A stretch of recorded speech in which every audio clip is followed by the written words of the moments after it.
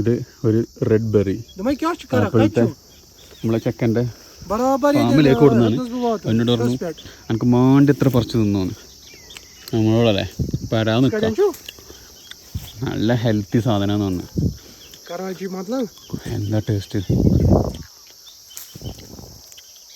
നമ്മളെ ഇളന്തപ്പായൊക്കെ പോലെയും അതുപോലെ ചെറീസിൻ്റെ ഒക്കെ ഒരു ടേസ്റ്റ് ഉണ്ട് സാധനത്തിന്. Collect quickly, Phil. You can keep in pocket and then let's go. It's late.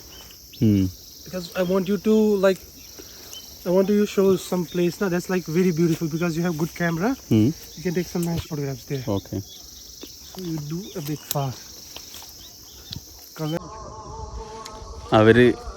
അവരുടെ തോട്ടം കാര്യങ്ങളൊക്കെ കാണിച്ചെന്ന് ഞങ്ങനെ നടന്ന് അവർ ഫുഡ് കഴിക്കാൻ വെച്ചിരുന്ന ഫുഡ് എടുത്തിട്ട് എനിക്ക് തന്നത്. അവരും കഴിക്കുന്നുണ്ട്. ഇവരുടെ ചായ ആളുടെ ഫ്രണ്ട് ഇപ്പോൾ വന്നതാണ്. ഇനി ഇവർ ചായയൊക്കെ ഉണ്ടെന്ന് പറഞ്ഞു. അതൊക്കെ കുടിക്കുക. സ്നേഹിച്ചില്ല